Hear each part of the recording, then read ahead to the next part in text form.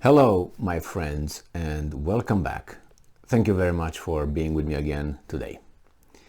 There are some problems in NATO, and more specifically, there are problems with Greece and Turkey. And not only that they have problems and they have historical problems, it's that the United States and the European Union definitely side with Greece, and they all know it. Turkey knows it, Greece knows it, and it's very serious. It's not something economic here, it's something, territorial. And when it's territorial, you involve the army, and the United States of America is on Greece's side. They always have problems with their little islands over there in the Aegean Sea and Mediterranean and wherever they have them. And they have, that's mine, used to be mine, that's yours. And then you have the United States getting in and saying, well, by our actions, we tell you, Turkey, that we are with Greece. If it's not so, then tell me if it's something somehow differently if you put your installations in Greek islands that are disputed with Turkey, for instance. So in this case, we have Sputnik from, again, it's a Russian media outlet, obviously.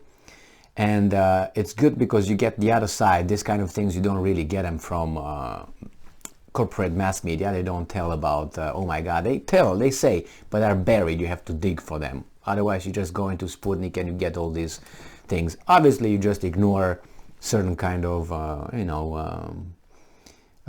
terms that they use just to be weasels and, exaggerate or minimize certain kind of things. So, Turkish Navy, Air Force, to counter Greek militarization in Aegean Sea. So we talk about military here, Navy and Air Force. Turkish Air Force and Navy have been instructed to join forces in countering the deployment of Greek armored vehicles on the neutral Aegean Islands, Turkish Defense Minister Hulusi Akar said on Thursday. Akar, during a speech at the National Defense University in Ankara, said that Turkey refuses to give in to Greece either on the ground or at the negotiation table. And I'm quoting, "The Turkish Navy and the Air Force have been given clear instructions in this regard." Pay attention here.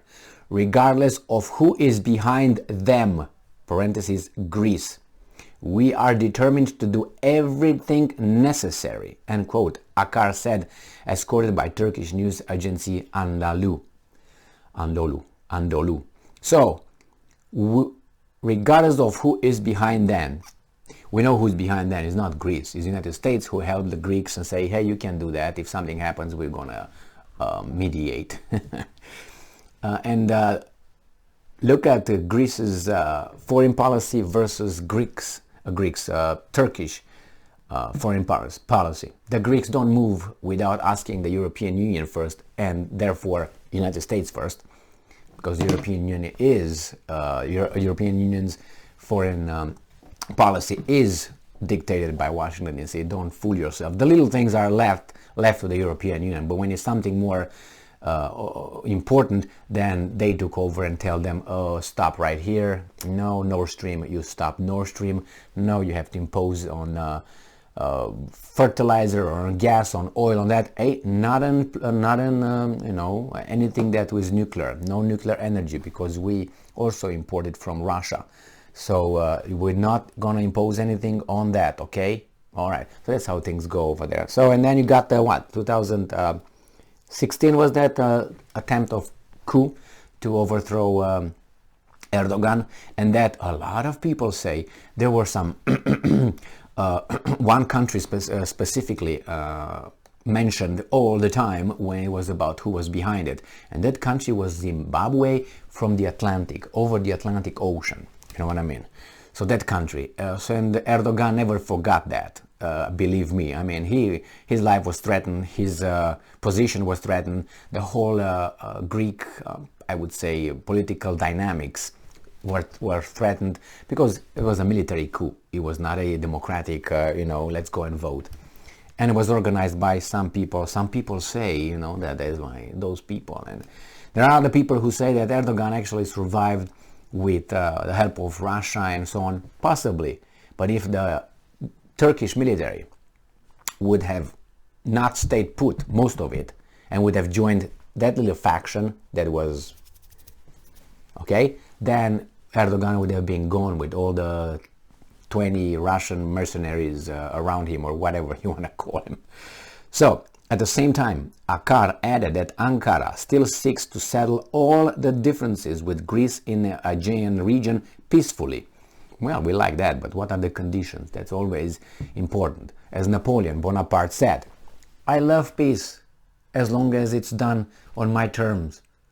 So yes, I like peace, but do it as I want it, and then we're going to have peace. That's what it is when you hear these weasels, politicians or media people saying, why don't they want peace? Why so much war? I mean, they don't love peace. They love peace, but they want your thing. They claim it's yours. So they want, okay, give me your thing, I'm going to have peace. But then don't start a war because you want your peace back. Okay, I want your territory. I want your car. Don't fight for it. See, I want peace. Give me your car first, and then I'm going to have peace. But no, you want to fight to defend your car? See, you don't want peace. That's how things usually go. And we're supposed to just... So I'm quoting again Akar. We strive to ensure that the wealth of the Aegean Sea is fairly distributed within the framework of international law and good neighborly relations. What international law? Yeah, it's on the paper. But some countries are stepping on that, destroying that with impunity over and over again. So what are you talking about? I mean, they still bring it. It goes here, goes there, bye-bye, see ya. Military might, that's what it is. Akar also noted that the Turkish armed forces have taken all necessary precautions and are ready to oppose, quote-unquote, any provocations of the Greek Cypriot side, amid Washington's recent decision to lift the arms embargo on the Greek administration of southern Cyprus. Another sign given by Washington to the Greeks. Turkey and Greece have been trading accusations of provocative actions in the Aegean and Eastern Mediterranean seas, where they have conflicting military and energy interests. Most recently, Turkey has accused its NATO ally of militarizing neutral Aegean islands close to its shores. There will never be peace or calm between these two countries unless Daddy shows up, smacks one of them, and makes that person shut up like a slave, you know, like a servant. Then that servant will be quiet for a while. And then when that changes again and another guy comes and say, hey, wait a second, that was dumb, let's talk about it. Then again the master has to come and smack him again and get another one. That's a regime change, let's put it this way. And you have to have weasels over there. So yes, now they have Erdogan. Normally Erdogan is not going to shut up. He's going to talk. So he has to go, someone more mild, you know, have to come. Like the Russians, they have this crazy guy Putin over there. They want someone who's going to follow orders, or maybe continuously perpetual drunk like Yeltsin. I'm exaggerating, but just watch some videos and you will see that. I mean, you can't be sober in front of the camera for 20 seconds. Like Biden, they resuscitate him all the time for about 10 minutes. He comes, he reads his speech, and then he's shuffling out of the room, goes back to his how do you call it, casket, and he falls asleep for the next 23 hours and 40 minutes, 50 minutes. And then when they start the process again with all the injections and prop him and put him in his nose, all those things, and anyway. So something is going to happen here with these guys, unless Erdogan goes. When Erdogan goes, they might be taking over, and then everything comes down. Who's right? I don't know. I don't know who's right, but it seems like the Greeks are changing the status quo, and the Americans are pushing for that status quo to change. They want, I don't know what exactly they want with Turkey, because Turkey is kind of independent, and it's not good to try to be independent under the framework of NATO and international law, dictated by Zimbabwe from across the Atlantic. Thank you very much for being with me again today. Stay strong, stay smart, look for the truth, and be just.